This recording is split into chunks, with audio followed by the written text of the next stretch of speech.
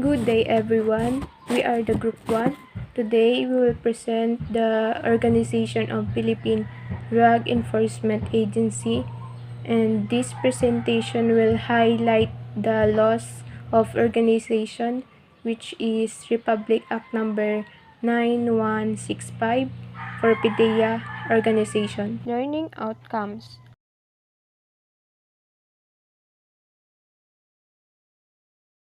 First, I will discuss the history of Philippine Drug Enforcement Agency, Pdea organization.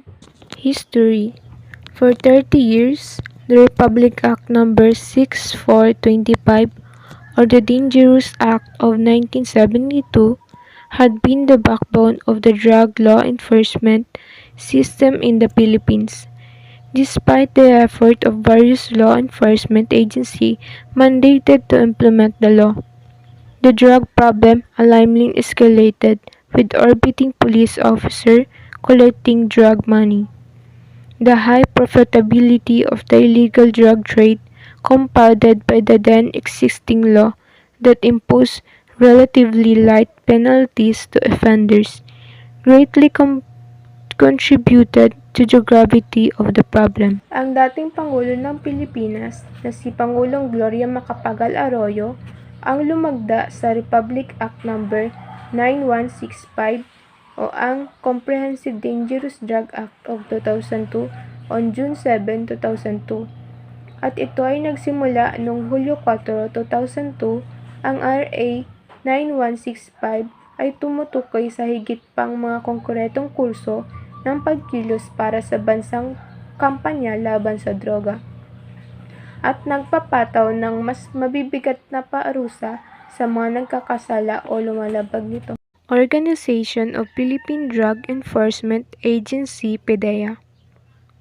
To carry out the provision of RA 9165, the Pdea, which serves as the implementing arm of the board, and shall be responsible for the efficient and effective law enforcement of all the provisions of any dangerous drug and/or controlled precursor and essential chemical as provided in this Act. National Office.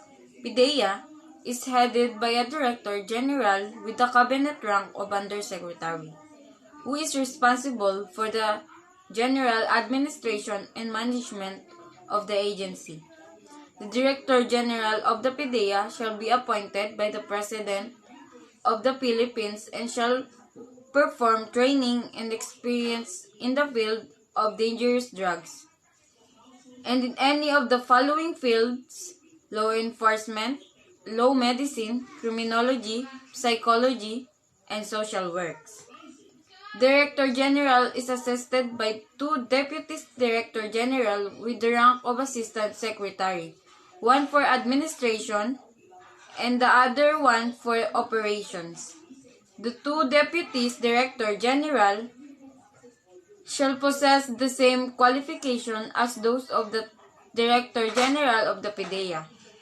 The Director General and the two Deputies Director General shall receive the compensation and salaries as prescribed by law. The office of the Director General is also supported by the Secretary for Directorial Staff, Chef of Public Information Officer, Chef of Information Technology System Management Office, and Chef of General of Chemical Audit and Management Unit. The Director General of Pdea shall be responsible for the necessary changes in the organization set up, which shall be submitted to DDB for approval. For purposes of carrying out its duties and powers as provided for in the succeeding section of this Act, the Pdea shall have the following service, namely: National Staff Service. The Pdea have the following national service headed by directors, namely: Administrative Staff, Administrative and Human Resources, Financial Management Service, Logistic Management Service, Internal Affairs Service, Operational Staff, Intelligence and Investigation Service, Plans and Operations Service, Legal and Prosecution Service, Compliance Service, International Cooperation and Foreign Affairs, Preventive Education and Community Involvement Service, Laboratory Service. The Pdea organization chart. Regional offices. The PDA have established 7 regional officers, handling by directors and the different region of the country, which is responsible for the implementation of Republic Act 9165 and the police programs and projects of the organized and different regions. Regional Office, National Capital Region, RONCR, PDEA, Annex Building National, Government Center de Lima, Quezon City. Regional Office 1, Camp Diego Silangan, Carlanta, San Fernando City, La Union. Regional Office 2, Camp Andoro, Tugigaraw, City, Cagayan. Regional Office 3, Diosdado Macapagal, Government Center, Barangay Maimpis, City of San Fernando, Pampanga. Regional Office 4, Camp Vicente Lim, Calamba City, Laguna. Regional Office 5, Filipiniana Complex, Calampas City, Oriental, Mindoro. Regional Office 6, Camp General Simeon Ola, Legazpi City, Albay. Regional Office 7, Camp Martin Delgado, Iloilo City. Regional Office 8, R. Orlando Street, Cebu City. Regional Office 9, near Payapay Bridge, Canhag, Palolete. Regional Office 10, Upper Carlalan, Zamboanga City. Regional Office 11, Goldel Building, Corrales Avenue, Cagayan, Del Oro City, Misamis Oriental. Regional Office 12, Camp Captain Domingo E. Leonor, Davao City, Davao del Sur. Regional Office 13, Camp Permen G. Lira Jr., General Santos City, South Cotabato. Regional Office 14, Camp R. Rodriguez Libertad, Butuan City, Agusan del Norte. Regional Office 15, Cordillera Administrative Region, ROCR, Camp Bado, Dagwa, Lan, Trinidad, Benguet. Regional Office Autonomous Region, Region of Muslim Mindanao, ROARMM, PC Heads, Cotabato City, Maguindanao. Pursuant to Section 84 of RA 9165, the PDEA shall implement or cause the efficient and effective implementation of the National Drug Control Strategy formulated by the Board, thereby carrying out the National Drug Campaign program, which shall include drug law enforcement, control and prevention campaign with assistance and concerned government agencies. 2. Undertake the enforcement of the provisions of Article 2 of this Act relative to the unlawful acts and penalties involving any dangerous drugs and controlled precursor and essential chemical, and investigate all violators and other matters involving the commission of any crime relative to the use, abuse of trafficking and any dangerous act, drug, and controlled precursors and essential chemical as provided for this Act and the provisions of Presidential Decree number 1619. 3. Administer oath, issue subpoena and subpoena duces tecum relative to the conduct of investigation involving the violations of this Act. D. Arrest or apprehend as well as search all violators and seize or confiscate the effects or proceeds the crimes as provided by the law and takes custody thereof for this purpose, and prosecutors and enforcement agents are authorized to possess firearms in accordance with existing law. 4. Take charge or have custody of all dangerous drugs and controlled precursors and essential chemicals seized, confiscated, and surrendered to any national, provincial, or local law enforcement agency. If no longer needed for purpose and evidence in court. Next, establish forensic laboratories in each PNP office in every province and city in order to facilitate actions and seize confiscated drugs, thereby hastening its destruction without delay. G. Recommended to the DOJ for forfeiture and properties of other assets of persons and corporations found in the violating of provisions of Act in the accordance with the pertinent provisions of Anti-Money Laundering Act of 2001. H. Prepare for prosecution or cause of filing appropriate criminal and civil cases for violation of laws and dangerous drugs, controlled precursors, and essential chemicals, and other similar controlled substances, and assist, support, and coordinate with other government agencies for the proper and effective prosecution of the same. I. Monitor, if warranted by circumstances in coordination with the Philippine Postal Office and the Bureau of Customs, inspect air cargo, packages, parcels, and mails in the Central Post Office, which appear from the package and address itself to be possible importation of dangerous drugs and or controlled precursors and essential chemicals through online and cyber shops via internet and cyberspace. G. Conduct eradication programs to destroy wild and illegal growth of plants which is dangerous drugs may be extracted. K.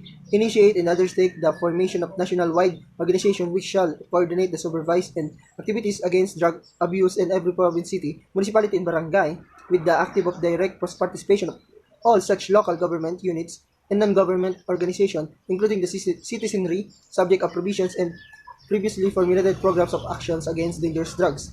I. Establish and maintain a national drug intelligence system in cooperation with law enforcement agencies, other government agencies, officers, and local government units that will assist in its apprehension of big-time drug lords. M. Establish and maintain close coordination, cooperation, and linkage with international drug control and administration agencies and organizations and implemented the applicable provisions in the international conventions and agreements referred to the dangerous drugs to which Philippines is signatory. N. Create and maintain an efficient special enforcement unit to conduct an investigation, file charges, and transmit evidence to the proper court wherein the members of this said unit shall possess suitable and equitable firearms for their protection and connection with the performance of their duties, provided that no previous special permit for such possession shall be required. O.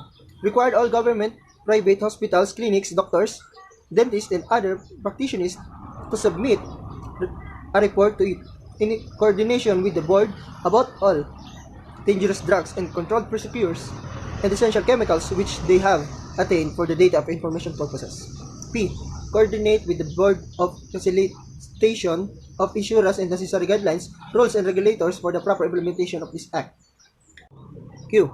Initiate and undertake a national campaign for drug prevention and drug control programs wherein it may enlist assistance in department, bureau, office, agencies, and instrumentality of the government, including government and owned of controlled corporations in anti-illegal drug drive, which may include the use of their respective personnel, facilities, and resources for more resolute detection,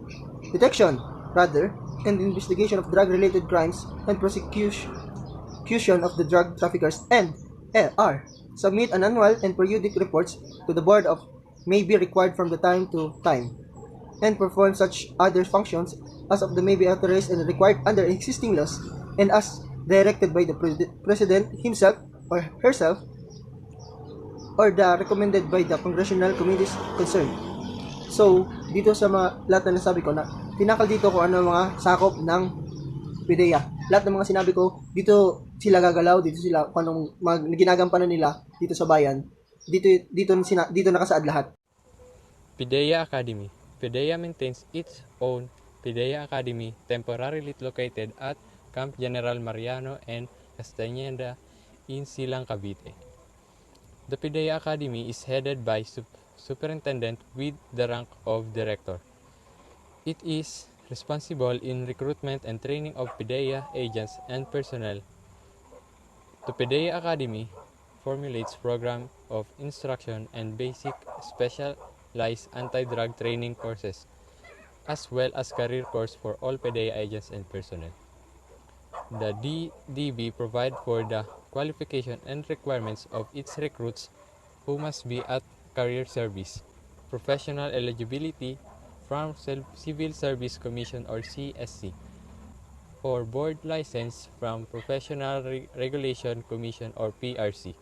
The graduates of Academy shall later compose the operating units of Pdea after the termination of the transition period of 5 years, during which all intelligence, network and standard operating procedure of Pdea has been set up and operationalized.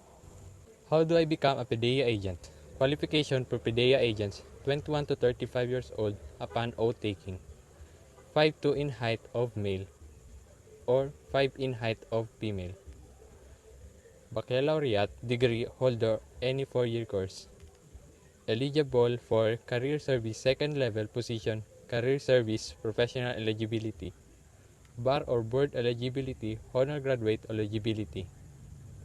Transfer, absorption, and integration of all operating units in illegal drugs into the Pdea and transitory provisions. The Narcotics Group of PNP, the Narcotics Division of the NBI, and the Customs Narcotics Interdiction Unit are hereby abolished. However, they shall continue with the performance of their tasks as detail service with the Pdea, subject to screening, until such time that the organization structure of the agency is fully operational and number of graduates of Pdea Academy is sufficient to do the task themselves, provided that such personnel are affected, shall thereafter be immediately reassigned to other units therein by the head of such agencies, such as personnel who are transferred, absorbed, and integrated in the Pdea shall be extended. Appointments to positions similar in rank, salary, and other emoluments and privilege granted to their respective position in their original mother agencies. The transfer, absorption, and integration of different offices and units provided in this section shall take effect within 18 months from the effective act provided. The personnel observed and on detailed service shall be given until 5 years to finally decided to join the Pdea. Nothing in this act shall mean a diminution of these investigate powers of the NBI and the PNP on all other crimes as provided for in their respective organic laws, provided however, that when the investigation being conducted by the NBI, PNP, or any ad hoc anti-drug task force is found to be violation of any of the provision of this act, the Pdea shall be the lead agency. The NBI, PNP, or any of the task force shall immediately transfer the SART to the Pdea, provided further that the NBI, PNP, and the Bureau of Customs shall be close coordination with the Pdea on all drug-related matters. The Pdea agency is tasked with enforcement of penal and regulatory provision of Republic Act No. 9165, otherwise known as the Comprehensive Dangerous Drug Act of 2002. The transfer, absorption, and integration of different offices and units provided for in this section shall take effect within 18 months from the effectivity of this act, provided that personnel absorbed on detailed service shall be given until 5 years to finally decided to join the Pdea. Nothing in this act shall mean a diminution of investigative power of the NBI and the PNP on all other crimes as provided for in their respective organic law provider. However, that when the investigation being conducted by the NBI, PNP, and any HOC anti-drug task force is founded to be a violation of any provision of this act, the Pdea shall be lead agency. The NBI, PNP, and any task force shall be immediately transferred the same to the Pdea provider. Further, that the NBI, PNP, and the Bureau of Customs shall maintain close consider with the Pdea on all drugs-related matters. Dangerous Drug Board. The board shall be policy-making and the strategy formulating body in the planning and the formulating of policy and programs on drug prevention and its control. It shall develop and adopt a comprehensive, integrated, unified, and balanced national drug abuse prevention and control strategy. It shall be under the office of the President. Ang board ay ang tagagawa ng patakaran at sila ang tagaplano at tagatupad nito at nagbabalangkas ng mga patakaran at programa sa pag-iwas at sa pagkontrol ng droga na nasa ilalim ng Pangulo. The composition of the board. The board shall be composed of 17 members, wherein the 3 of which are the permanent member. The other 12 members shall be in ex officio capacity, and the 2 shall be the regular members. The 3 permanent members who shall possess at least 7 years training in experience in the field of dangerous drug and any of the following field in law, medicine, criminology, psychology, or social work shall be appointed by the President of the Philippines. The President shall be designate a chairman who shall a rank of a secretary from among the 3 permanent members who shall serve for 6 years. Of the 2 other members who shall both have a rank of an undersecretary. One shall be served for 4 years and the other for 2 years. Thereafter, the person appointed to succeed members and shall hold office for a term of 6 years and until their successor shall have been duly appointed and qualified. Ang board ay binubuo ng 17 miyembro, ang 3 sa kanila ay permanenteng miyembro, at ang 12 miyembro ay tinatawag na ex officio capacity, at ang 2 ay regular members. Ang 3 permanenteng miyembro, sila ay nagkakaroon ng 7 taong training o karanasan sa larangan ng dangerous drugs at sa iba pang larangan tulad ng batas, medisina, criminology, psychology, o social works na hinirang o tinakda ng Presidente ng Pilipinas. Ang Presidente ay tinalaga na chairman na mayroong ranggo na isang kalihim mula sa 3 permanenteng miyembro na naglilingkod sa 6 na taon. Sa dalawa pang ibang miyembro na kapwa, magkakaroon ng ranggo ng undersecretary.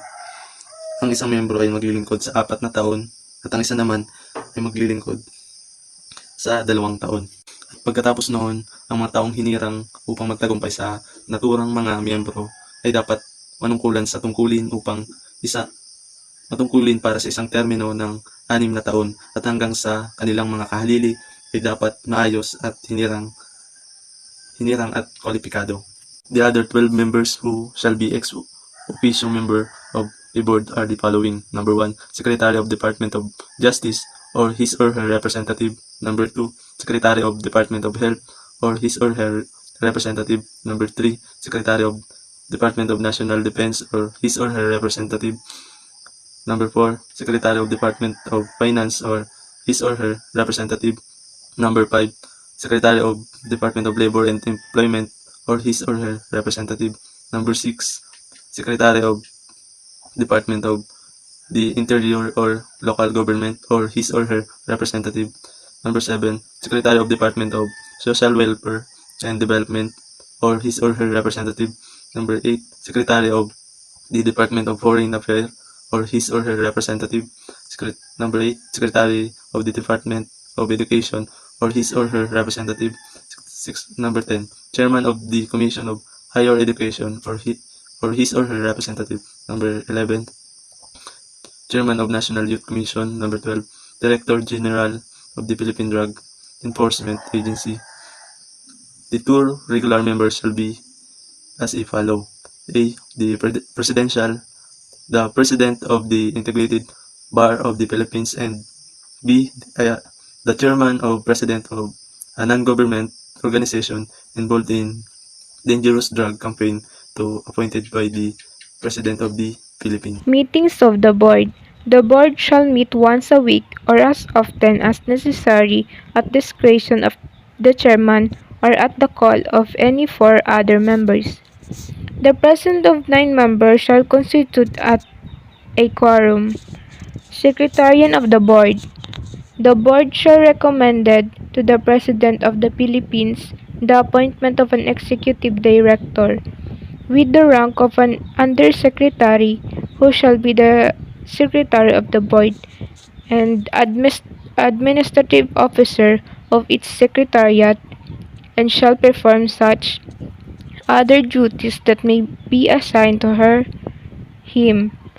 She must possess adequate knowledge, training, and experience in the field of dangerous drugs and any of the following fields: law, law enforcement, law, medicine, criminology, psychology, or social work. Pursuant to Section 81 of RA 9165, the Board shall formulate, develop, and establish a comprehensive, integrated, unified, and balanced national drug use prevention and control strategy.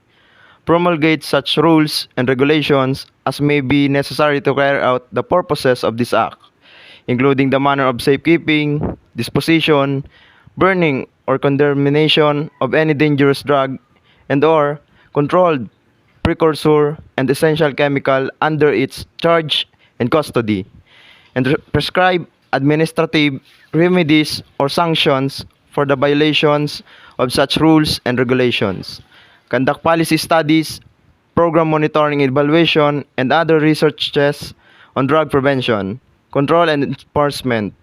Initiate, conduct, and support scientific, clinical, social, psychological, physical, and biological researches on dangerous drugs and dangerous drugs prevention and control measures. Develop an educational program and information drive on the hazard and prevention of illegal uses of any dangerous drug and or controlled precursor and essential chemical based on factual data and disseminate the same to the general public, for which purpose the board shall endeavor to make the general public aware of the hazards of, among others, literature, films, displays, or advertisements, and by coordinating with all planning and conducting its educational campaign programs to be implemented by the appropriate government agencies.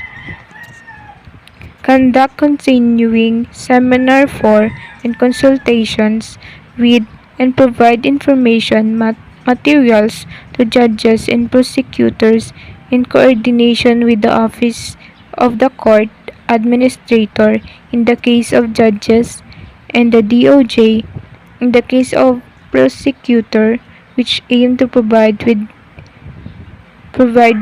with the current developments and program of the board pertinently to its campaign against dangerous drugs and its scientific researches on dangerous drugs, its prevention and control measurements. Design special trainings in order to provide law enforcement officers, members of judiciary, and prosecutors, school authorities, and personnel of center with knowledge and know-how in dangerous drugs and are controlled precursor and essential chemicals control in a coordination with the Supreme Court to meet the objectives of national drug control. Design and develop in consultation and coordination with the DOH, DSWD, and other agencies involved in drug control. Treatment and rehabilitation, both public and private, a national treatment and rehabilitation program for drug dependents,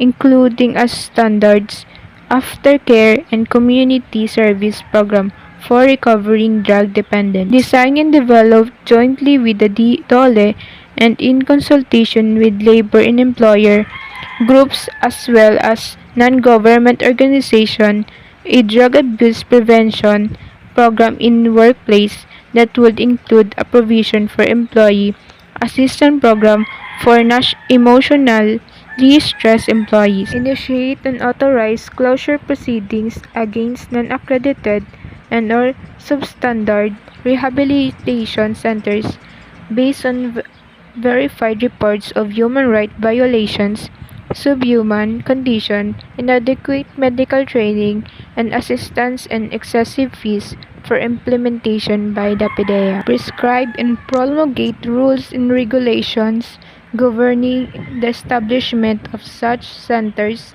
network, and laboratories as deemed necessary after conducting a feasibility study in coordination with the DOH and other government agencies. That's all. Thank you.